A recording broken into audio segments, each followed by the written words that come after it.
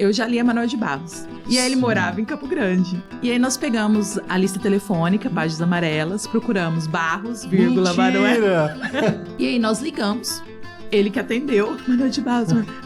Meu padrasto, né, sempre falava, Karine, você é muito esquisita. Porque assim, eu não tinha o Brad Pitt, o Tom Cruise na parede, que eram os galãs da época. Eu tinha o Manoel de Barros. Abre a porta, Manoel de Barros, de chinelinha de couro, assim, tal. Aí ele, oi, meninas que gostam de literatura, entrem. Ele pegou e deu um beijo no rosto de cada uma. Eu fiquei uma semana sem lavar o rosto, entendeu?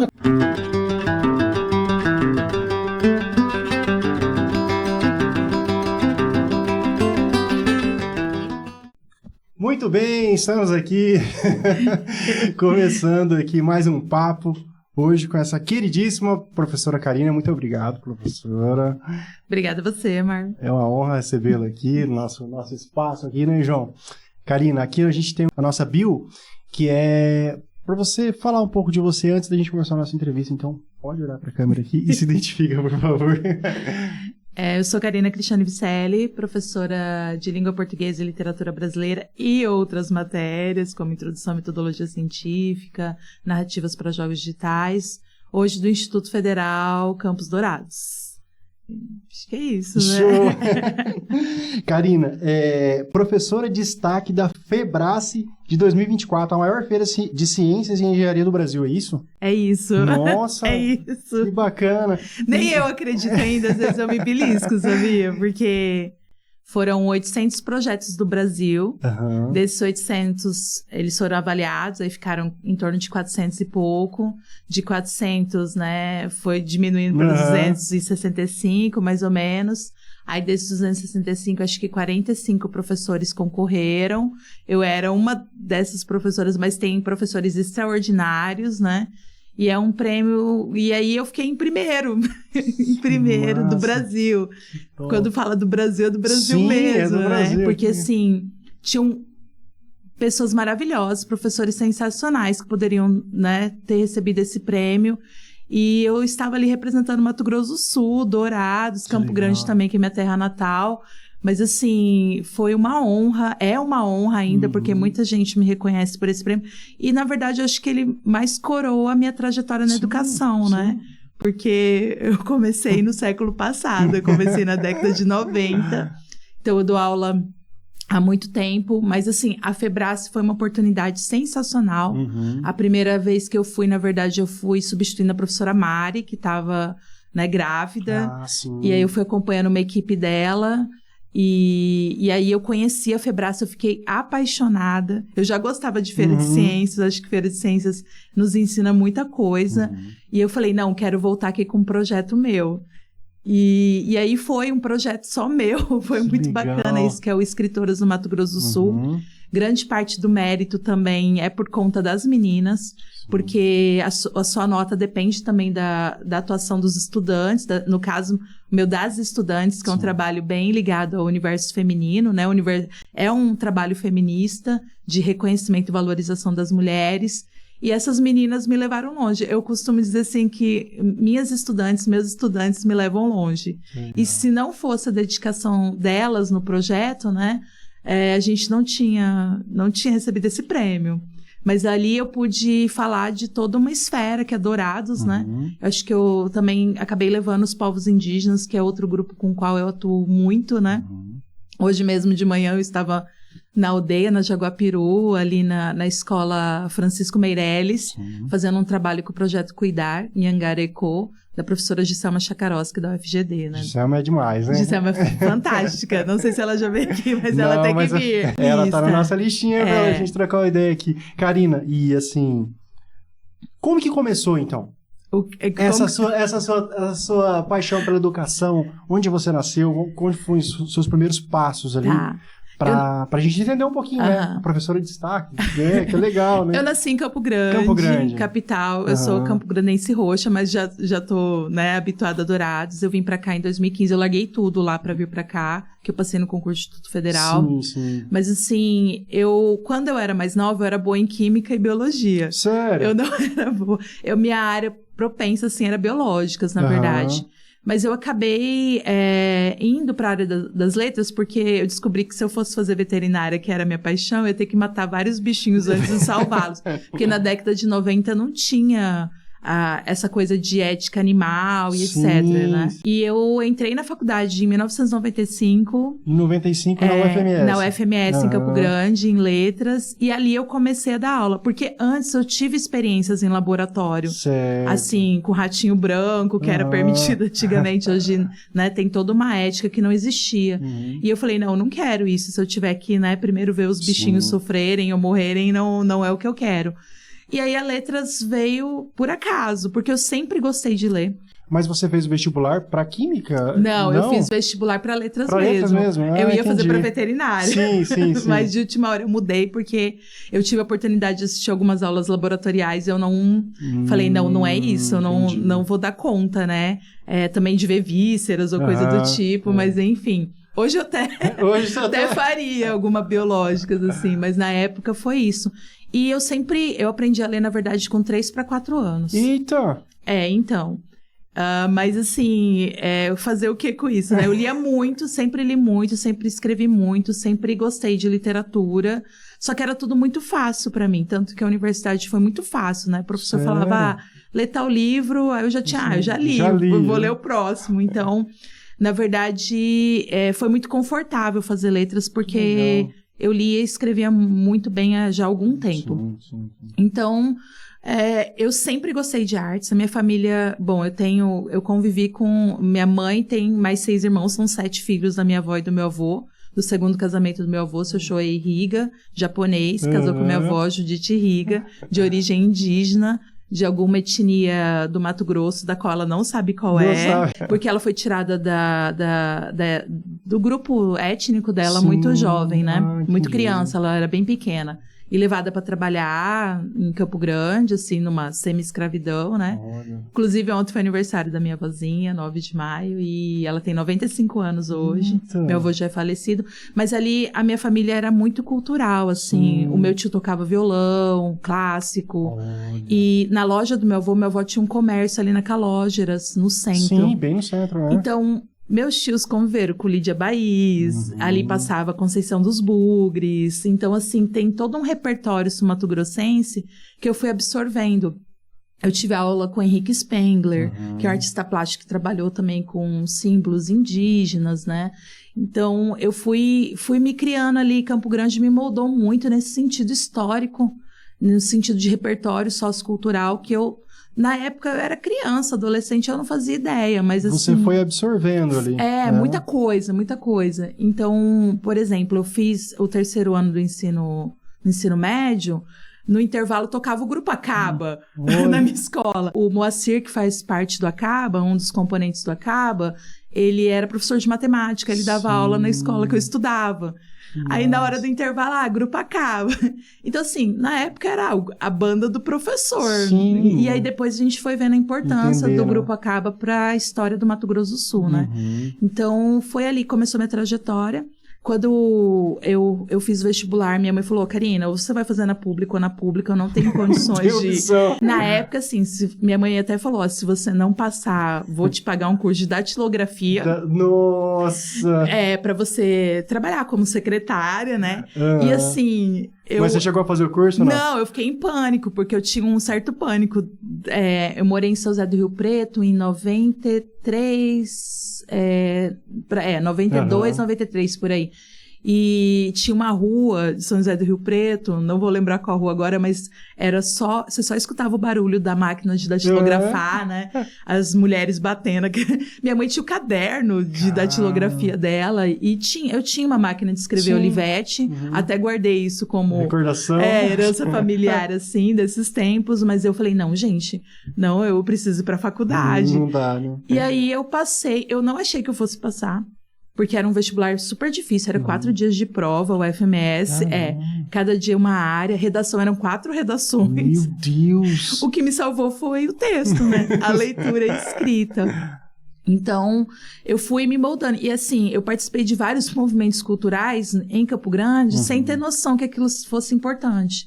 O Temporadas Populares, que teve em Campo Grande também foi bem bacana. Eu podia show da Cássia Eller, Luiz Melodia, quando eles não eram importantes, assim, estavam começando, sabe? E meu tio era artista plástico, ele não... Tem 2 Roberto Rigas em Campo Grande, né? O Roberto Riga, fotógrafo, e tem o Roberto Riga, artista plástico, pintor, né? Que é meu tio. E meu tio pintava pontilhismo, então ele ia fazendo aqueles quadros... Ele fazia pontilhismo com Pantanal. Então, ele usava uma técnica impressionista. E eu ia aprendendo isso, assim, né? Cada um me trazia uma coisa. O outro tio fez um tempo de química, aí fazia uns experimentos comigo, aí depois ele largou e virou policial. Aí já brincava de ninja. Então, assim, cada tio eu ia absorvendo uma coisa, entendeu? Então, foi mais ou menos isso. Eu acabei entrando na faculdade de letras, em 95 eu passei. A gente pegou 2 greves, ainda eu consegui formar em 99, mas assim, eu precisava trabalhar. E nessa época, você não precisava ser formado para dar aula. Qualquer pessoa dava aula. Sim. E aí eu fiquei sabendo que no Colégio Joaquim Murtinho, que é um dos principais de Campo Grande, é central. Afonso Pena ali, né? A minha mãe e meus tios estudaram ali, tinha vaga para professor de literatura. E aí tinha um colega meu, que era da física, que trabalhava lá. Ele falou, Karina, vai lá. Aí eu cheguei, gente, com a cara e com a coragem, assim. Eu já tinha dado aula no cursinho, tem um cursinho chamado Morenão, que ainda existe em Campo Grande, mas ele começou como um projeto de estudantes, tipo um projeto de extensão. Já tinha dado algumas aulas ali, mas eu cheguei lá e eu lembro até hoje, era a Regina Benfatti, a diretora, uma querida, já falecida, mas faço a homenagem aqui a ela, porque eu cheguei lá pedir emprego, né? Eu era uma adolescente, assim. Ela olhou e falou, mas você parece aluna, como você vai dar aula? Aí eu olhei pra ela e falei assim, os alunos estão sem aula hoje, você não quer que eu entre na sala agora? Ela, gostei de você. Pegou um giz no apagador, assim, me deu na mão e falou, vai. Sala tal andar. Entrei tremendo. Falei um monte de bobeira, tenho certeza. Aí eu lembro que no primeiro tempo ninguém entendeu nada. Na hora que eu terminei a aula, o aluno falou assim, professora, a senhora fala bonito, mas eu não entendi nada. Aí eu falei, desculpa, na próxima eu explico mais devagar. Aí fui pro segundo tempo, e aí expliquei a matéria. No terceiro tempo eu já tava, nossa, já sei todo esse conteúdo aí que eu não sabia direito.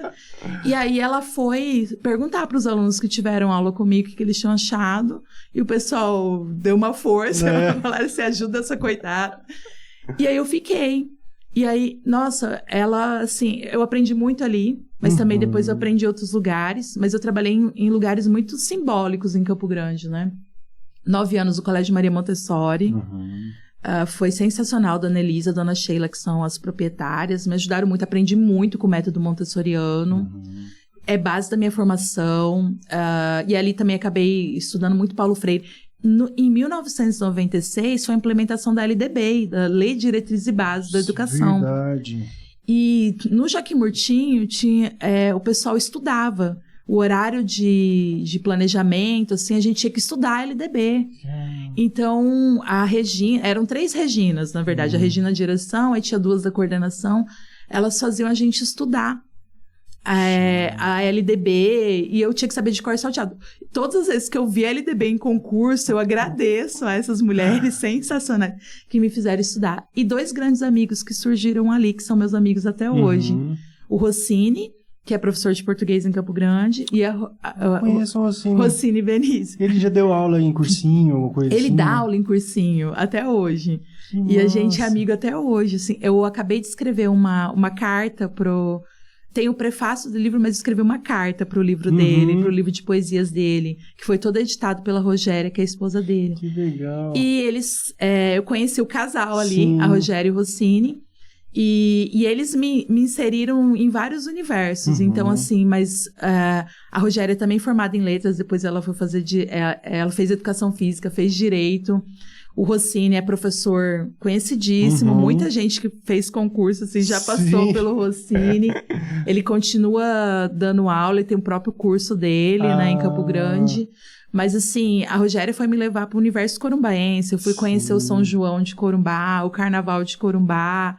Então, assim, hoje eu vejo que eu sou muito Mato Grosso do Sul, né? Sim. E assim, eu fui vendo o estado meio que se construir também, porque se a gente pensar que a divisão, e o nosso estado é recente, né? Puxa, muito recente. 77, né? Sim. Então, eu nasci em 78, né? Então, eu sou cria desse estado aqui. E eu fui me formando culturalmente nesses universos.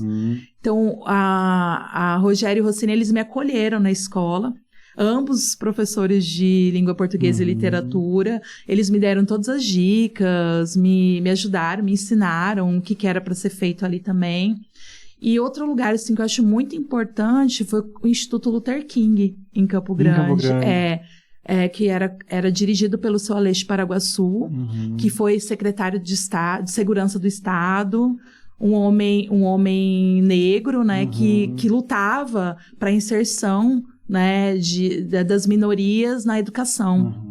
Então, eu fui trabalhar no Instituto Luther King, trabalhei bem pouco lá, mas, assim, foi numa época que estavam começando a implementar as ideias de cotas, então eu aprendi muito sobre isso ali. Fui trabalhar, porque podiam estudar no Colégio Luther King indígenas, pessoas pretas, pardas, portadores de alguma necessidade especial, né, e geralmente público, assim, que ficava o dia inteiro trabalhando, estudava à noite. Legal. Público adulto também. E o objetivo dele era colocar essas pessoas na universidade. Claro. E também alguém em medicina. E ele já atingiu esse objetivo, já teve estudantes do Instituto Luther King que já passaram para medicina e cursaram. Então, foi muito bacana, porque eu aprendi muito ali. Quem me indicou lá foi o Ronaldo Preto, que é um professor de física de Campo Grande, que trabalhava comigo no Colégio Montessori, mas a gente se conheceu na faculdade também. Então, assim, eu tenho muitas referências bacanas de formação. E Maria Montessori, para mim, é um guia, porque, assim, o pessoal sempre lembra Vygotsky, Piaget, mas não lembra da Maria Montessori. E para mim só tem uma resposta para isso, porque ela é mulher. Porque, assim, é muito comum a gente ver o pessoal lembrar muito dos homens. Você fala escritores, aí todo mundo, Machado de Assis, José de Alencar, Carlos Drummond de Andrade. E pouco se lembra das escritoras. Então, eu vejo que é muito isso, desse lugar que eu falo, né? De ser mulher, ser professora e principalmente educar em relação à questão de gênero, né? E a questão da inclusão também, né? De todos os grupos no mundo que a gente vive, no mundo que a gente habita, né? Eu continuo nesse lugar aí, nesse percurso, nessa luta. Que legal. E assim, é muito louco que a gente começou falando da Febrace. Foi. Que eu participei da Febrace com projetos durante a pandemia. E vários projetos, dos quais 2 projetos que eu estava participando foram premiados. E um deles é um projeto de engenharia espacial. Porque as meninas não tinham orientador, que era a Maria Eduarda Borges e a Lívia Pasquim. A Maria Eduarda, se eu não me engano, já formou em Direito, ou tá formando. Tá formada, se eu não me engano. Mas cria do IF, do Instituto Federal. A Lívia queria Medicina, passou há pouco e tá cursando, né? Mas as duas queriam ir para a Febrace. E aí elas tinham o Tiago Américo como professor da parte química e tal. Mas não tinha ninguém que queria encarar de inscrevê-las, de fazer a submissão, arrumar o texto. E elas vieram me procurar. Eu falei, mas gente, eu não sei nada sobre isso aí que vocês estão falando. Elas falaram, não, professora, mas a gente só precisa para a feira. E realmente, eram meninas assim que estavam com o projeto pronto. A ideia delas era toda, que era um módulo de sobrevivência autossustentável. Eu falei, gente, eu já orientei um trabalho de engenharia aeroespacial. E assim, foi premiado. E, além disso, ele participou da Mostra Tech. E lembro que, na banca delas, veio um professor do INPE participar. Que massa! E assim, hoje eu entendo o que elas faziam. Eu não sei os cálculos, mas, assim, elas... era praticamente um vaso sanitário que deixava o foguete todo autossustentável. Dali, elas iam reaproveitar os dejetos, criar uma alga, que era a Brotocone brownie. Nossa! E eu fui aprendendo. Eu falei, gente, eu aprendo muito dando aula. E, inclusive, o IF me obrigou a aprender outras áreas, né? Trabalhar com outras áreas. Informática, principalmente. Porque antes a gente só podia fazer projeto se fosse correlacionado à área de informática. E pesquisa, né? Eu acho que ela ensina, talvez, muito mais que a sala de aula. Não vou dizer que a sala de aula não é importante, que é o meu lugar de fala. Sim. Mas, além disso, a pesquisa, ela dá um plus a mais, o aluno sai diferente, ele consegue se articular muito melhor na universidade, em qualquer espaço, né? Em qualquer lugar. porque faz ele correr atrás. Porque ele que tá fazendo, né? É ele que tá fazendo, então... Parece que sai de uma passividade de sala de aula que... É, uma zona de conforto. Né? Tô ali, o professor tá falando, tranquilo. E a pesquisa não, ele tem que sentar, tem que ir atrás, tem que correr atrás. Essas meninas chegaram com o projeto pronto mesmo, né? Então, assim, tem esses casos e tem aqueles casos que eu construo o projeto e convido as estudantes, os estudantes a desenvolverem. É que ultimamente só tive equipes femininas, né? Agora a gente tá com um projeto Mitan Cunhã em Cuera, que foi aprovado no PicTech 4. E que é o PicTech tá ligado à Fundect, que é o nosso órgão de fomento em relação à pesquisa no estado. Sim. E é sensacional, porque o Escritoras também, ele foi tão longe porque nós tivemos bolsa. Então eu falo, olha, o IF foi fundamental, mas assim, ter sido PicTech, né, que o Escritoras recebeu bolsa no PicTech 2, nos levou mais longe. Então eu fico pensando, se todos os projetos e todos os estudantes pudessem ter essa oportunidade que a Fundect proporciona, né, de receber bolsa para poder desenvolver pesquisa, até mesmo para estudar. Sim. Nossa, quantos talentos a gente não tem aí que talvez estejam escondidos, né? No próprio IF a gente recebe recursos lá no IF Studio, IF Linker, lá, a gente recebe bastante dinheiro para a gente comprar equipamentos e para bolsas também, então isso é fundamental. E falando da pesquisa, né, você tem um mestrado em estudos de linguagem pela própria universidade. Pelo UFMS. Sou filha do estado. Isso. Sou bairrista. Bairrista, né? Regionalista, o que mais? Pelo título Transgressão e Antropofagia. Da poesia de Manuel de Barros, a poética Araújo Flor. Do Joel Pizzini Filho. Isso, que é daqui. Conta um pouquinho desse trabalho pra gente. Então, em 1997, foi assim, eu já lia Manuel de Barros. E aí ele morava em Campo Grande. Em 1997, uma veterana minha, Valquíria Beda, ela falou assim, Karina, vamos conhecer o Manuel? Vamos. A avó dela fazia caridade com a dona Estela, que é a esposa do Manuel de Barros. Eu falei, vamos, né? Naquela época não tinha internet, praticamente. A internet era bem precária. Assim, não havia comunicação como ela é hoje, era completamente diferente. E aí nós pegamos a lista telefônica, páginas amarelas, procuramos Barros, Manuel. Gente! Se você quisesse um mapa, como não tinha Google Maps, né? Você pegava a lista, perto das páginas amarelas tinha o mapa da cidade. Então a gente se guiava pelo mapa.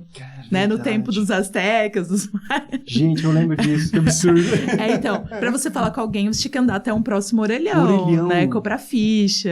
Então tinha toda essa dinâmica. Verdade. Eu andava aquele centro de Campo Grande inteiro. Porque meu avô teve comércio ali, então a Valquíria morava no centro. O Manuel de Barros, ele morava no Jardim dos Estados, perto ali do centro, da Pai caminhando, tranquilo. E aí a Valquíria falou assim, vamos conhecer o Manuel? Vamos, a Valquíria já estava estudando, a Valquíria fez doutorado sobre ele, ela fez a Fortuna Crítica, na época ela listou e documentou tudo assim, de reportagem que saiu sobre o Manuel de Barros, que ela foi pra Unesp e tal. E, inclusive, como ela virou missionária da igreja dela, ela doou pra mim todo esse material. Eu ainda tenho que fazer um projeto sobre isso.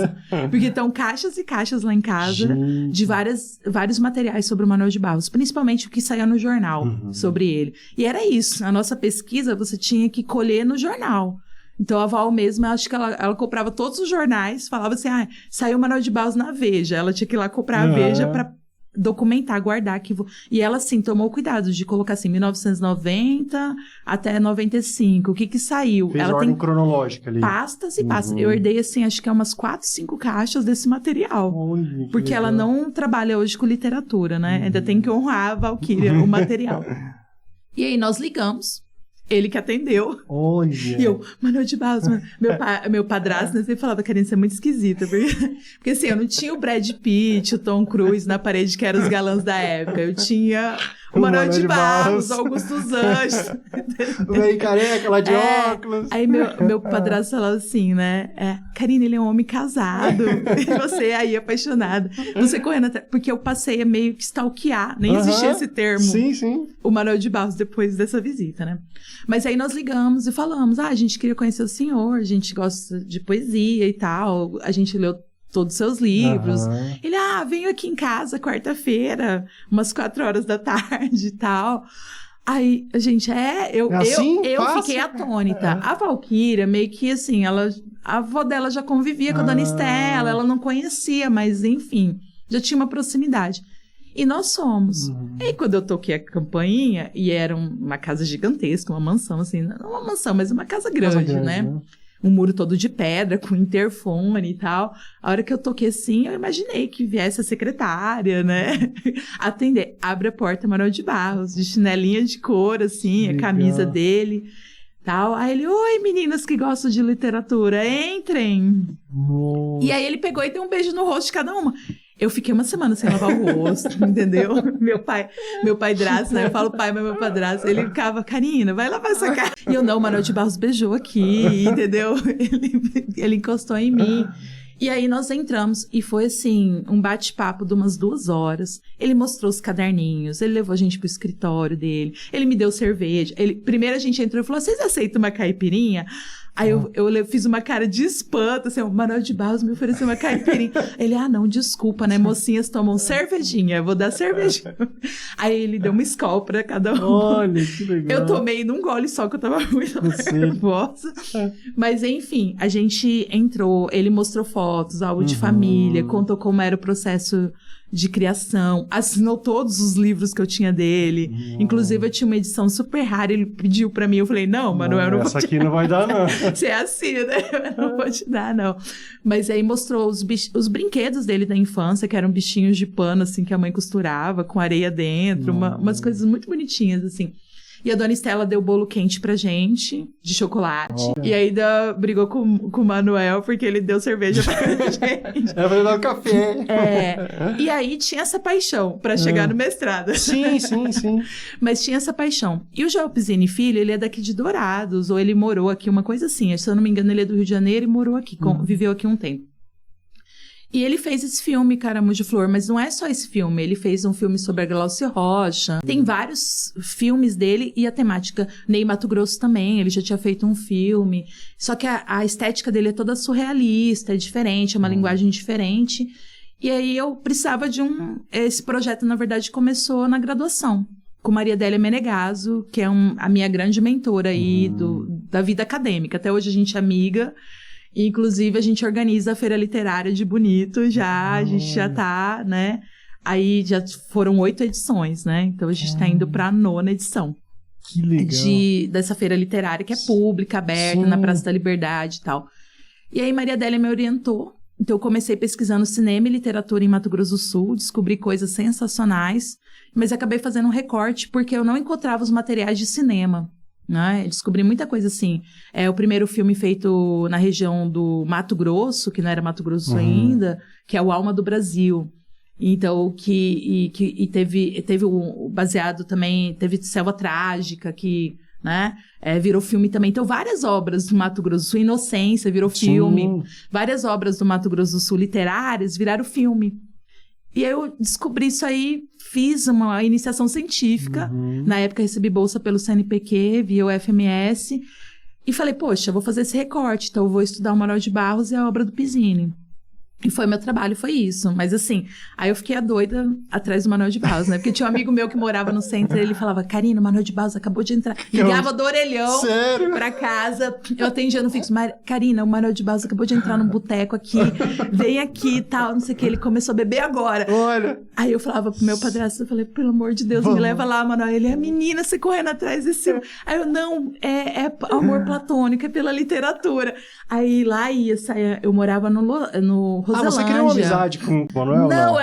Não. Eu era uma fã. Você era fã. Era uma fã. Entendi. Que de repente apareceu nos lugares que ele tava. Aí eu entrava no boteco, tipo, um monte de homem. Eu e meu amigo entrava no boteco, eu tropeçava nele. O Manuel! Você por aqui? Menina que gosta... Ele me chamava, menina que gosta de literatura. Menina que gosta de literatura, você aqui. O que você tá fazendo aqui? Aí vim aqui com meu amigo, assim, sabe? Eu dava uma de doida mesmo. Aí teve lançamento do filme... teve o filme do Pizzini, e teve uma apresentação pública E ele foi. Aí eu sabia que ele ia estar lá. Sim. Lá tava eu. Aí eu, Manuel, nossa, caí aqui, sentei pertinho. Né? Eu lembro que na frente, assim, pra ele me ver, né? Eu, Manuel, ele, menina que gosta de literatura, que foi lá em casa. Então ele me reconhece assim, mas nem sabia meu nome, imagina. Quem dera. Que legal, que legal. Mas foi isso. E aí você continuou essa busca por Manuel? Ou teve uma época que deu uma... Não, assim, eu comecei o doutorado logo em seguida. Um primeiro doutorado que eu desisti. Porque, assim, eu era muito nova, gente. Sim. A pessoa fazendo mestrado, doutorado muito nova. Deus. Terminou a faculdade, já emendou. Já. E aí eu fui viver a minha vida. Na verdade, eu desisti do primeiro mestrado, que tinha tudo a ver, mas eu acabei... tendo algumas discrepâncias acadêmicas com alguma professora, prefiro não citar, mas aí eu acabei indo viver a minha vida e tal. E aí quando eu voltei pro doutorado, que eu decidi fazer doutorado, eu comecei trabalhando com o Manuel, só que tava todo mundo falando dele já. Entendi. Aí eu falei assim, já só isso que se tratava na academia, na área de letras. Falei, quer saber? Do nada, Maria Adélia me apresentou numa aula, ela foi minha professora, mestrado, doutorado, graduação, me apresentou o trabalho da Ana Paula Maia, um livro chamado De Gados e Homens, e Ana Paula Maia é uma escritora carioca, hoje mora em Curitiba, virou roteirista da Globoplay, com uma série chamada Desalma, fez muita coisa bacana, é mais conhecida talvez fora daqui do que aqui no Brasil, e aí eu falei, gente, tá todo mundo falando dessa mulher, e o brasileiro não conhece essa mulher, como assim? Não, peraí. E aí eu comecei a ler toda a obra dela, tava bem no comecinho, assim, que nem eu fiz com o Manuel, que nem a Valquíria fez com o Manuel, eu comecei a fazer com a Ana Paula, e conheci a Ana Paula, ela foi pra Feira Literária de Bonito, foi pra Corumbá um projeto do Sesc, que leva os escritores para vários lugares do Brasil, e a gente até se aproximou, até tinha que tomar cuidado, eu falava assim, não, eu conheço sua amiga, mas eu não posso, aqui é pesquisa, tem que ter separar, um certo teor científico, eu não podia pôr emoção no texto. E, enfim, fui pesquisar a obra da Ana Paula Maia, né, a violência e os personagens dela, que são os bastardos, na obra de Ana Paula Maia, que é essa escritora sensacional, brasileira, né, uma mulher que, para você ter uma ideia, os Estados Unidos lançou a trilogia dela e o Brasil não, né, editoras, vamos lá. Então, eu fui estudar uma mulher, uma escritora brasileira, e isso abriu portas para outros projetos. Mas aí quem me orientou foi a professora Rosana Zanelato, né, também professora da UFMS, aposentou, né, então foi bem bacana, assim, que eu pude estudar a obra dessa mulher, e aí eu comecei e falei, gente, tem que estudar também as mulheres do Mato Grosso do Sul. Sim. Então deu um gancho aí pro meu projeto, né, que foi premiado na Febrace. Ó, show. E como que surgiu o IFMS na sua vida? Então... Por que você em 2015, 2014, falou, vou fazer esse concurso, o que é isso aí e tal? Eu já tinha tentado um primeiro concurso do IF, só que eu tentei para Campo Grande, que antes você optava pela cidade. Sim. E aí eu não passei, porque eu tava concorrendo com o pessoal que hoje são meus colegas, né, de outros campi, mas assim, muito bom, né? Então, eu já tava assim, já tinha chegado em várias esferas do ensino privado. Já tava nas melhores escolas de Campo Grande. E querendo ou não, um universo muito machista, masculino e tal. E assim, muitos cursinhos, eu sempre gostei de dar aula em cursinho, mas muitos cursinhos, você entra numa sala de professores, tem 1, 2, no máximo 3 professoras.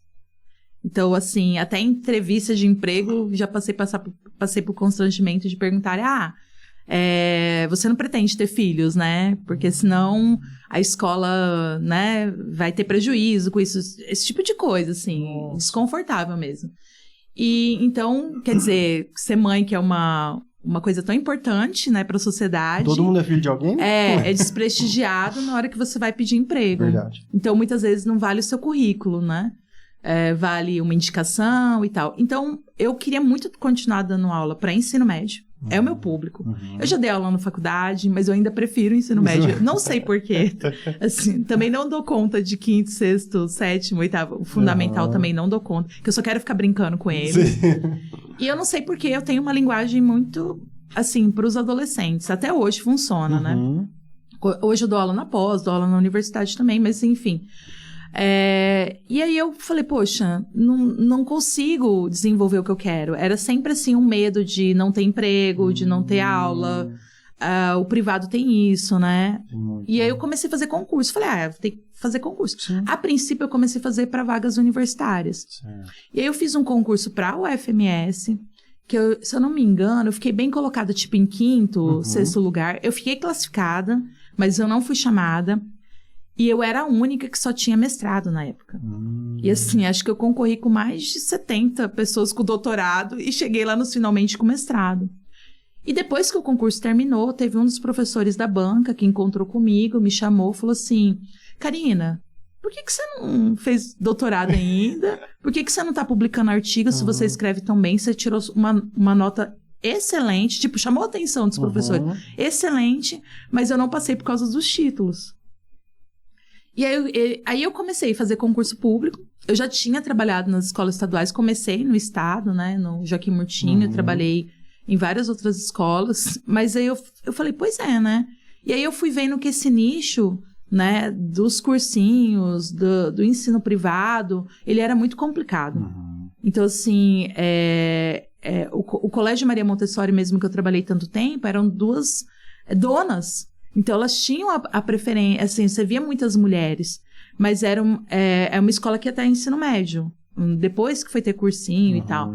E eu queria muito atuar com esse público, continuar atuando com esse público. Foi aí que eu comecei a fazer concurso. Comecei a fazer para universidades, fui ficando bem colocada, mesmo só com mestrado, mesmo sem título, mesmo sem publicação. E eu falei, poxa, se eu me dedicar, eu vou longe. E aí, nisso, de começar o doutorado, começar a publicar e fazer concurso, eu acabei passando no IF. Eu não passei em primeiro lugar, eu sempre falo, gente, eu não sou primeiro lugar em nada. Foi a Febrasco que me deu o primeiro lugar, né? Que eu conquistei, eu acho, também, depois de tanta luta. Porque eu sempre ficava assim, quarto, quinto, e por causa muito de título. Eu passei no concurso do IF, eu não tinha terminado o doutorado. Né? E assim, todo mundo que passou tinha doutorado. Então, assim, nossa, como eu cheguei tão longe. E eu lembro, assim, que na prova objetiva, acho que se eu errei 1, 2 questões, sabe? Foi uma coisa bem bacana. A prova didática eu fui super bem. E aí chegavam os títulos. Mas eu fui chamada e tá tudo certo, porque eu tô num lugar, assim, sensacional, que eu posso fazer extensão, eu posso fazer pesquisa. Te falei, hoje de manhã eu tava na Jaguapiru, fazendo com o Projeto Cuidar, junto a Giselma, com as meninas do Mitancuiancuera. Tô fazendo de tudo para aprender o Guarani, já sei um pouco de terena, bem pouco, mas assim, né? Uma baixapá, um comprimento já dá, um raqueiê.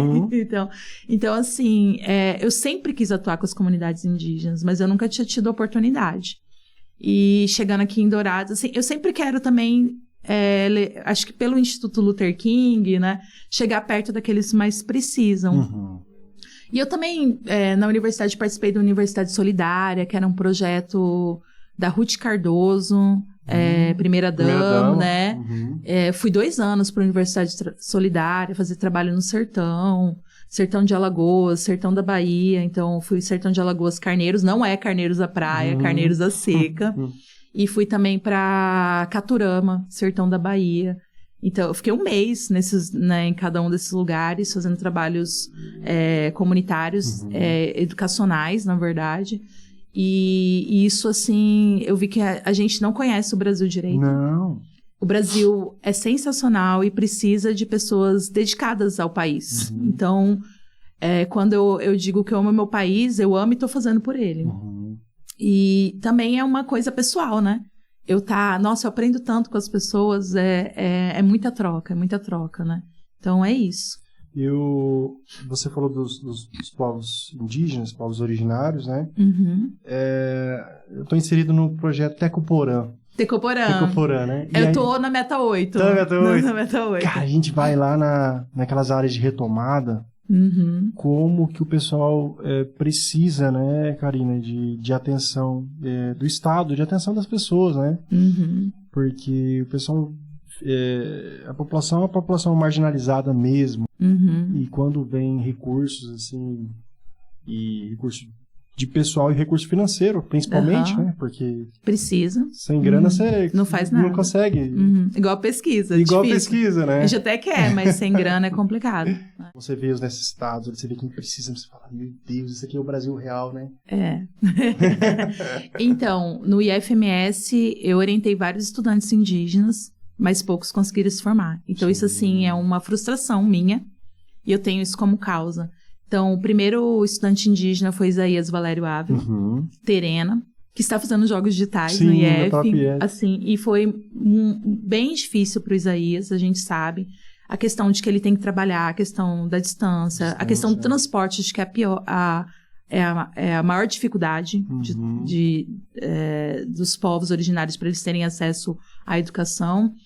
E eu cheguei a orientar a Gabi Vito, que não se formou no IF, né? Ela acabou indo para outra escola por causa das disciplinas técnicas que ela estava em DP. E há pouco a gente teve a Thay França, que se formou. Então, a gente teve o primeiro Terena, né?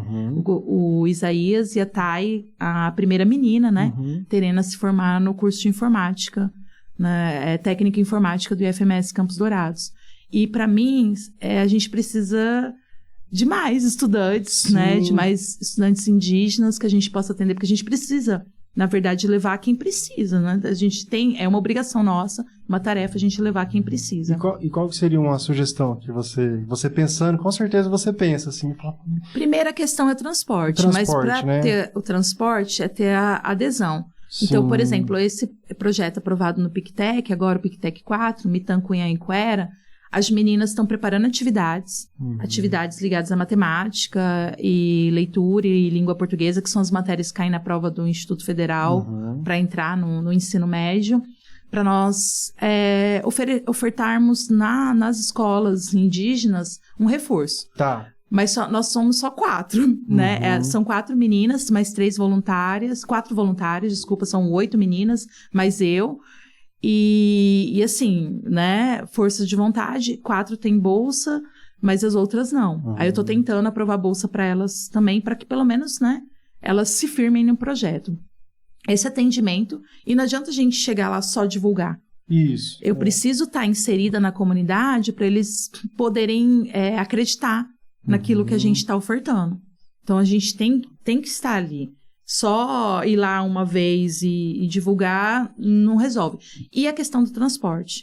Mas eu sei que nosso chefe, o Ricardo, né, que é o diretor-geral hoje do IF, ele já dialogou com várias pessoas da política, né, que falaram, olha, se tiver 30, 40 alunos, a gente arruma o transporte. Entendi. Então, a gente precisa ter volume. Eu não posso ter 1 ou 2 estudantes. A Thay, ela andava 18 quilômetros de bicicleta para ir pro IF todos os dias. 9 para ir, 9 para voltar, né? Então, assim, poxa, essa menina é uma guerreira, 3 anos andando todo dia, tudo isso de bicicleta, porque, assim, eu não sei se eu teria essa força. Eu não sei se eu teria essa força. Ela teve. Mas, assim, para que pelo menos isso não seja uma dificuldade. Porque são tantas outras, entendeu?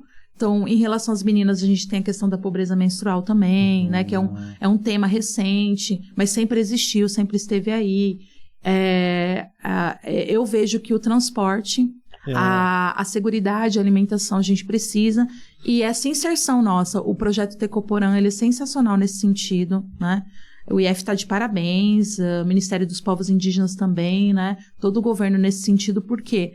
Porque está colocando pessoas que já são formadas e que têm um espaço na sociedade para interagir com esses grupos, né? Com os povos originários e poder trazer os saberes de lá e fazer trocas, né? Sim. E até mesmo a gente agora vai ter um novo campo, né, campus do IF em Amambai, que é totalmente voltado aos povos originários. Sim. Então, assim, isso é muito bacana. A gente precisa de mais, quem sabe, um polo também, né, do IF na Jaguapiru, né, na Bororó. Eu acho que seria importante. Mas, se a gente não tem condições disso, eu creio que transporte já resolveria muita coisa. Eu acho que a questão, eles são desconfiados, altamente justificados essa desconfiança, né, cara? Por todo o histórico aí. Então, estreitar relações para eles poderem confiar na gente, a gente demonstrar que a gente quer ajudar, né? Que a gente quer interagir, eu acho que é um passo interessante, né? Sim, sim. E dar voz, né? Com certeza. A essas pessoas, porque a gente escuta muito pouco. A gente geralmente chega falando, né? Colocando como que tem que ser. A UT Coporã é isso, né? Na verdade, a gente tá escutando ali, mais ouvindo do que falando. Sim. Então, acho que é atendendo bem bacana. As demandas pra gente... A gente tá ali pra coletar demandas. Essa é a ideia principal do projeto, né? Então, poxa... É totalmente diferente, porque não foi, ao meu ver, foi escrito por indígenas também, né? Por povos originários, não foi escrito por nós, né? Caraí, como eles costumam nos chamar. Né? Então, é isso. Karina, dentro do Instituto, a gente tem, os professores ali têm a oportunidade de assumir um papel de coordenação, e você também foi coordenadora, né? De pesquisa e inovação. Como é que foi essa experiência de estar à frente da... Foi muito legal, mas não vou dizer que foi fácil. Não, claro. Mas assim, eu acho que todo mundo tem que passar por esses espaços, porque para entender. Agora eu até reclamo menos, né? Acho que eu aprendi bastante. Assim, ainda sou uma pessoa que briga muito com gestão, mas agora eu sempre paro e falo, nossa, faço exercício de alteridade, me colocar no lugar de quem tá numa coordenação, que não é fácil, né? E aí eu tinha que ficar responsável também, ou pela Semana de Ciência e Tecnologia, ou FECIGRAM. Então, foram 5 anos envolvidas com isso. E nós construímos um trabalho lindo. Acho que é isso que eu posso dizer. Hoje é a Viviane Santos, né? Professora de Biologia, que assumiu. Sensacional. E eu acho que a gente também não dá... Cargo de gestão não é para sempre. Primeira coisa que a gente tem que pensar. E aí eu já fiquei muito tempo, né? A gente presidente fica 4 anos, se reeleito mais 4. Eu fiquei 5. Mas foi muito bacana, porque eu pude aprender tudo sobre feira científica, principalmente. Eventos eu já estava acostumada. Sempre organizei, sempre participei. Antes mesmo de vir para o IF. Mas a FECIGRAM, que é a nossa feira de ciências, né? Ela se tornou grande. A gente fez a primeira em 2016, né? Só com as turmas que a gente tinha. E essa última teve 100 trabalhos inscritos. Nós tivemos também dinheiro, verba do CNPq. A gente aprovou um edital via CNPq, um edital de feiras. Então, nós tivemos 60 mil, sendo que 30 mil era para ajuda mesmo de custo, né? Então, a gente pôde fazer camisetas para todo mundo, pagar todos os banners, né? Materiais para laboratório, para experimentos, assim, a gente pôde investir, né, nesses materiais que às vezes você até quer levar o estudante para ver um experimento de química, mas aí você não tem o dinheiro para o material e óbvio, aí você vai fazer um só, às vezes o estudante pode experimentar, então, nossa, foi muito bacana. E, inclusive, a Vivi agora conseguiu, né? A Viviane conseguiu aprovar um projeto com verba até um pouco maior. Isso é muito bacana, porque a gente vê que o campus foi evoluindo, foi crescendo. Eu sempre, quando eu chego no IF, eu vejo alguém reclamando de alguma coisa, eu falo, gente, mas o campus só melhorou desde que eu cheguei aqui. Quando eu cheguei aqui, tudo era mato. Tudo era mato. Não tinha bloco, não tinha cobertura, não tinha nem ventilador, gente. Verdade. Não tinha ventilador, entendeu? Em volta era plantio de milho e soja. A gente sofria com cobra, com bicho, uma vez né? Pegou fogo, você lembra? Pegou fogo. O diretor-geral, na época, o Carlos Vinícius, né? Teve que apagar, ajudar os bombeiros. A gente saindo da sala abaixado pra não sufocar. Então, muita coisa aconteceu. Aí eu olho em torno e falo, nossa, a quadra não era coberta. Agora a quadra é coberta. Não tinha cobertura, agora tem. Agora tem um estúdio, entendeu? Tem um laboratório sensacional também pro pessoal de jogos. Então, o quanto a gente avançou, né? E eu só vejo melhoras. Mas, óbvio, essas melhoras dependem de verba. Então, estar na coordenação de pesquisa me deu uma outra perspectiva, que é a perspectiva da gestão, que eu acho importante, que antes da gente reclamar, a gente ajude, né? Antes da gente brigar com alguém, talvez seja importante, né, perguntar se a pessoa está precisando de ajuda. Porque é muito comum isso, né? E, claro, várias pessoas brigaram comigo, né? Tem muita treta, mas eu sou muito amiga do Jack, que é o professor de Educação Física. A gente está ali juntos desde o começo. E a gente tinha vamos dizer assim, um combinado. Que toda vez que a gente fazia evento, a gente ia tretar, a gente sabia, mas que a gente depois ia se abraçar e ser melhores amigos, entendeu? Coisa de prézinho mesmo, assim, né? Pra gente ter esse combinado. E a gente já brigou horrores, mas aí a gente olha um pro cara. Nós somos parceiros, nós somos parça. A gente é amigo, hein? E aí a gente passa uma borracha em cima de tudo. Mas assim, a gente briga porque a gente tá fazendo. Claro. Agora você brigar e você não ajudou nem carregar o balde, não. né? E acontece muito isso, mas eu acho que é porque falta, talvez, essa experiência, essa vivência, né? Sim. Então, por isso que eu falo, todo mundo tem que passar por ali, porque se você passar por ali, você vai ter que organizar uma semana de ciência e tecnologia, uma feira de ciências, e aí você vai, né? Talvez entender, né? Quem tá ali na ponta, né? Na dificuldade, no desespero, na loucura. Mas foi muito bacana. Tanto que eu fiquei tanto tempo, né? Essas feiras de ciência, para quem nunca ouviu falar, né? Esse grande feira de ciência, o que é? Dá só uma pincelada, assim. O que é a feira de ciência, o que é? Como a gente trabalha não só com a sala de aula, mas com pesquisa, vários estudantes desenvolvem projetos. Certo. E aí esses projetos, a ideia é que eles sejam inovadores, uma ação inovadora, um problema que você tem que... Todo projeto parte de um problema que você tem que resolver e apresentar uma solução. Então, antes era obrigatório o TCC, o trabalho de conclusão de curso no IF. Então, a gente tinha mais projetos. Mas a gente tirou isso da grade, da obrigatoriedade, mas continuam estudantes desenvolvendo projeto, porque a gente tem editais internos de iniciação científica. De fomento, né? Que é ensinar o estudante como pesquisar. Para mim, a iniciação científica é isso. Eu vou ensinar para o estudante como coleta dados, né? Como que você transforma isso em texto, como você apresenta resultados, como você tem um problema e você vai apresentar uma solução. Parte do pressuposto da minha disciplina é redação. Redação é isso também, se a gente pensar, né? Você fala de uma problemática e dá uma solução. Argumenta, usa de, né, citações, de dados estatísticos e vai para uma solução no final. E aí, é isso, né? A Feira de Ciências é um panorama dos projetos desenvolvidos por crianças, adolescentes e até adultos, que na faculdade você também tem eventos para isso, né? Sim. E no caso da FECIGRAM, são nossos trabalhos, os trabalhos desenvolvidos em Dourados. Então, já tem bastante, um público bem bacana, né? A gente tem parceria em várias escolas, o Daniel Berg sempre participa, o SESI sempre participa, nossa... eu vou esquecer de alguém, tem a professora Sheila, que sempre participa, também me ajuda. E, então, é isso, a gente tem um panorama de projetos feito por estudantes, muito jovens, de crianças, estudantes e jovens, apresentado ali na feira. E a FEBRACE é isso em proporção nacional. É lindo de ver. Você fala assim, gente, dá o Brasil para essas crianças que eles vão resolver. Eu vi um projeto na FEBRACE que era para tapar o buraco com tapioca. Nossa! Assim, sensacional, porque daí não dá impacto, né? E olha como as meninas chegaram nesse projeto. Elas esqueceram o lanche dentro de um armário. E aí a tapioca envelheceu e ficou meio dura, mas ficou borrachuda. E aí caiu no chão e não quebrou aquilo, sabe? Gente. Elas falaram, gente, isso aqui pode ser um tapa-buraco de asfalto, sei lá de onde elas tiraram isso daí.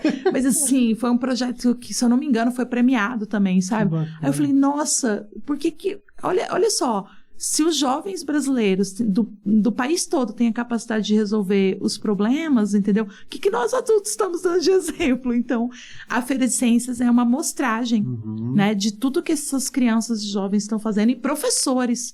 Porque sem a professora, o professor ali para ensinar, para orientar, para mostrar o caminho, não é fazer tudo por eles. Eles vão fazer, né, por onde. Não tem como.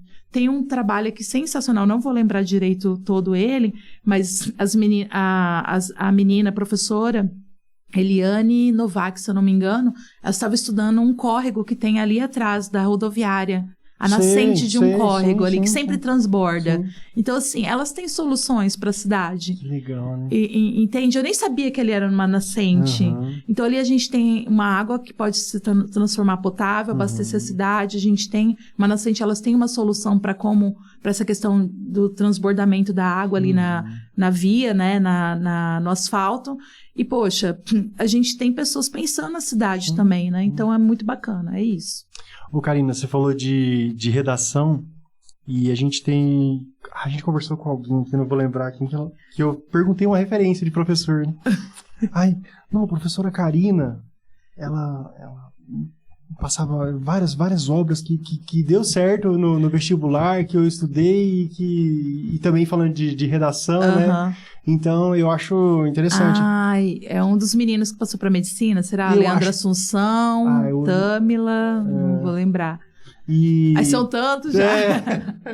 São resultados tão... gratificantes, né? e consistentes, né? Bom, eu trabalho com redação, não tanto quanto eu gostaria, porque, assim, esse ano mesmo eu tô com 250 estudantes e eu tenho que corrigir todos os textos, né? Então, se eu me enfio nisso, depois eu falo, socorro. Mas, enfim, eu geralmente faço uma redação diagnóstico, falando, você tá errando isso, isso e isso, e falo, na próxima redação você tem que melhorar. Porque senão, não adianta eu corrigir, né? E sobre as obras, eu sempre amei fazer isso, porque eu trabalhei no SESC em Campo Grande e eu dava aula das obras do vestibular da UFMS. Então, era um curso que o pessoal que não tinha aula comigo podia pagar, mas era um preço bem popular, tipo, na época, R$5. R$5 você pagava, assistia uma aula de 1h30 até 2 horas sobre uma obra do vestibular da UFMS. Legal. E todo ano as listas mudam. Então, não é todo mundo que gosta dessa atualização, Entendi. né? É muito mais fácil para o professor, talvez, dar aquilo que é a ementa, né? O conteúdo. Só que a ementa do IF, ela é muito maleável. Tem lá leitura e interpretação de texto. Então, eu posso trabalhar com essas obras. E aí, eu foco nos vestibulares locais. Como eu sou, né? Sul-mato-grossense roxa, né?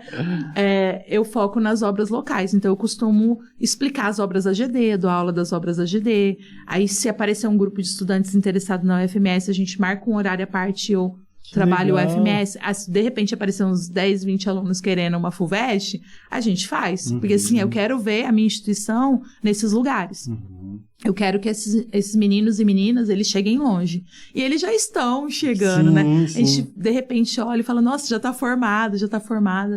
Eu sei que o João Matheus, que formou em administração, que foi também aluno nosso, né? Então, há pouco ele mandou o diploma, foto de diploma. Isso dá um quentinho no coração. Você fala, nossa, é tão difícil ser professor, mas a gente tá fazendo a nossa parte. É uma missão. Eu amo muito o que eu faço e eu até fico brava, assim, se a pessoa não respeita muito esse meu amor, né? Sim. Eu acho que quando eu acabo, assim, até sendo grossa com as pessoas. Tem gente que fala que eu sou grossa, mas é porque eu falo as coisas na cara. Tem isso também, né? Você ser mulher, você não pode ser muito objetivo ou falar mais firme e pronto, né? Agora, o homem não, ele pode falar, ter determinados comportamentos que não são julgados. Agora, sempre espera da mulher uma delicadeza, né? E eu não sou meio totalmente ogra, assumida, falo mesmo, não tem... Eu até, às vezes, erro e volto atrás, né? Eu chego e peço desculpas e tudo... Mas eu vejo que isso é uma coisa que eu tenho que brigar, eu não tenho muita paciência, não. Mas, enfim, eu faço esse trabalho. Todos os anos eu tenho que estudar de novo todas as obras, porque elas mudam a cada ano, né? Eu adoro, porque é uma forma de eu também me atualizar. Daí eu leio essas obras e conto para os alunos, e a gente faz exercícios, a gente faz... É isso. Aí, no IF tem um atendimento de permanência, que é tipo um plantão, né? Nas escolas o pessoal conhece mais... Que o aluno pode vir, trazer um texto, sentar do meu lado, eu vou corrigir, vou direcionar. Então, eu tenho feito muito isso. Poucas pessoas me procuram na permanência, mas todos os professores no IF têm um horário para isso, para atender individualmente o aluno, né? Então, se eles quiserem, eles podem aproveitar esse momento, né? Para... sugar do professor. E você chega a fazer redação de vez em quando no Enem, assim, pra testar? Eu fiz. Bom, agora eu não faço mais porque eu tenho preguiça. Acho que já não precisa, né? Depois de tanto tempo. Mas eu cheguei a fazer... Quando eu comecei a dar aula de redação, eu falei, gente, será que eu sou boa mesmo nisso? Vou me testar. Vou me testar. Eu tenho esse problema. E aí eu fiz o Enem 3 vezes. E eu consegui tirar 1000 na redação. Eita! Eu não sei se hoje eu conseguiria, mas eu acredito que se eu estudar bastante. Caramba, né? Karina, que massa! Aí assim, eu já até postei isso no Instagram, a foto mesmo, a nota e tudo. Mas foi bem bacana, assim, porque eu falei, nossa, eu tô no caminho certo, é por aqui que eu tenho que ir, né? Você tem que entender a cabeça do examinador, né? Da prova. Você tem que estudar a prova. Claro. Não é só falar lendas urbanas, o que você ouviu por aí, né? Muita gente chega, professora, me falaram que tal vestibular é assim, assim, assado. Eu falei, você leu o edital? Você pegou a prova anterior? Porque lá no edital tá tudo explicado. Então, muita gente espalha fake news mesmo sobre a correção da redação, de como funciona, né? E eu falo, gente, peraí, mas no edital tá escrito isso? Vamos ler o edital. Eu até leio muitas vezes o edital com os estudantes em sala. O manual do Enem, todo ano sai uma atualização, né, da redação. Então, eu acho bacana mostrar quais são os procedimentos, porque senão fica o disque-me-disque. Então, assim, onde está isso? Qual documento? Acho que é muito importante, porque a pesquisa trabalha dessa forma, né? Não posso sair falando uma coisa que eu não comprovei. Então, é mais ou menos isso. Voz da minha cabeça, né? Voz da minha cabeça. Mas a dica que eu dou, assim, principalmente para redação, a gente está no Brasil. É Exame Nacional do Ensino Médio. Então, use citações brasileiras. Vai ler os autores brasileiros. E também, o pessoal tem jogado muito citações, mas sem aprofundar. Fala lá do título do livro do Ailton Krenak... Ideias para Adiar o Fim do Mundo, mas não leu. Não cita nada. Aí só fala a ideia geral, o resumo geral do livro, mas não aprofunda. Então, falta isso, né? Tem muito modelo de redação na internet. Não que isso não seja válido, né? Mas se você usar só isso, o próprio Enem, a nota da última prova deu uma baixada, porque eu acredito que tenha virado uma instrução você não usar esses modelos prontos, né? Então, a gente percebe que as redações foram poucas notas, né? 1000 essa última avaliação. Mas por quê? Porque o pessoal estava usando esses modelos prontos, as mesmas citações, decorando citação, sem entender o processo. Entendi. Entendeu? E aí, eu sei que tem uma redação que a gente comentou bastante, que foi A Menina Citou o Torturado, um livro do Itamar Vieira Júnior. Você percebe que ela leu o livro e está usando de um conhecimento que ela adquiriu, provando que ela sabe. E não só que ela decorou um trecho e jogou ali, né? Então, eu digo, olha, você pode até tirar uma nota com citação decorada e jogada aí, mas assim... Talvez não seja uma nota que você precise, dependendo do curso for muito concorrido, precisa fazer uma redação mais bem fundamentada. Realmente ter lido a obra, né? Ter entendido aquilo. Você já está criando esse olhar de chat GPT, de escrito, não? Porque isso é um negócio interessante, né? Tipo, se eu pedir pro chat GPT criar uma redação aqui sobre essa cortina, a importância da cortina no mundo, ele vai criar, mas eu fico pensando no olhar do professor. Vou ser bem sincera. Quem tá usando isso, tá se enganando. Porque lá na prova não vai ter, né? Eu não fico preocupada, não. Eu já aviso. Eu falo, gente, eu não vou perder meu tempo procurando. Mas eu sei quando é. Já bato o olho, eu já sei. Porque eu já fui brincar um pouco, já usar. Meu marido usa bastante, meu marido é professor também. Ele usa bastante as inteligências artificiais. Eu, como sou do século passado, professor do século passado, eu não tenho muita habilidade mesmo. Pra você ter uma ideia, todo projeto que eu escrevo, eu primeiro escrevo à mão. A lápis. Sério? Eu tenho um problema sério. Se eu for digitar no computador, sai um Frankenstein. Que legal. Então, assim, não é uma versão. O que eu consigo usar, eu até uso. Eu percebo que o aluno fez ali, que ele copiou e tal, mas eu não fico... Eu acho que é uma perda de tempo. Eu ficar, você copiou e criar uma briga e tal. Eu já aviso na primeira aula. Eu falo, quem quiser aprender, eu tô aqui disponível a ofertar, a dar o meu melhor. E aí, se você quiser dar o seu melhor, é com você. Porque eu acho que essa responsabilidade tem que partir do aluno. Verdade. Né? Eu vejo que eles não são mais crianças, os alunos que eu dou aula no ensino médio. Muitos já estão né? A infância está na adolescência, está no meio termo aí, mas eu falo, olha, se vocês quiserem me entregar uma redação copiada, eu vou dar nota, mas eu não vou ficar preocupada com isso, porque é você quem está se enganando. É você quem está se prejudicando. Porque talvez isso vai fazer falta lá na frente. Então, eu jogo muita responsabilidade para eles, né?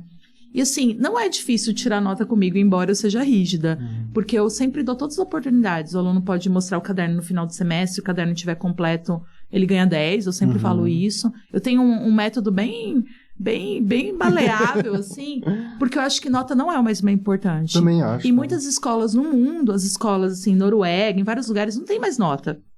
E tem gente que usa nota pra torturar o aluno, né, gente? Eu tava vendo em Portugal tem... eu esqueci o nome do pedagogo lá, que ele tem uma escola, assim, que não tem nota, é todo mundo junto. Como que é o nome? Eu esqueci o nome dele. Não vou saber também, mas assim, eu sei que tem vários lugares... Mas são métodos que funcionam. Sim, são métodos que funcionam, mas assim, tem que partir do pressuposto que ali todo mundo é um indivíduo e que todo mundo tem vontades próprias. Claro. E se a pessoa quiser colar, se enganar, isso sempre existiu. Cópia, plágio, cola, sempre houve. e não vai deixar de existir. Não. Mas eu vejo que sim, que a pessoa que está se prejudicando, ela não está prejudicando o outro. Então é uma opção da pessoa. Mas eu percebo, isso aqui, porque assim, vem muito parecido. 3, 4 textos parecidos, entendeu? Eu simplesmente corrijo, dou uma nota básica e falo, poxa, o que eu vou fazer por essa pessoa? Ela não quer se ajudar, porque ela vai ficar sozinha lá na prova, ela e a folha de papel e a caneta esferográfica, né? Que ela vai ter que usar. Então, se ela tá se enganando, é problema dela, sim, né? Na verdade, eu acho que essa responsabilidade a gente tem que jogar para eles. E a gente percebe, o aluno que faz tudo, que copia, que tem um caderno completo, é o aluno que tira nota boa. Aí o aluno que tenta, né, fazer a redação por si próprio, pega uma técnica ou outra, vê um plágio aqui, outra ali, mas aí ele vai sozinho, poxa, querendo ou não, ele é quem vai passar. Aí você vai ver quem que passou lá no vestibular, quem que tá na faculdade, quem tá num curso concorrido, quem chegou onde chegou, né, porque chegou. Foi porque a pessoa fez a trajetória dela como deveria ter feito, né? É isso. Show de bola. Karina, poxa, eu queria te agradecer por você... Eu que agradeço pelo convite. Muito topado. Legal, sucesso, né? Ao Shift Educação, porque é sensacional. Muito, muito bacana ouvir a história da galera também, né? Conhecer as outras pessoas, porque às vezes a gente não conhece, né?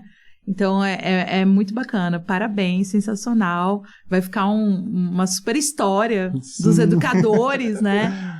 Daqui, de Dourados, do Mato Grosso do Sul, do Brasil, né? Sim, a gente quer ampliar, quer trazer mais convidados. Inclusive, depois, se você puder indicar alguém aqui, a gente traz aqui para trocar uma ideia, vai ser bem legal.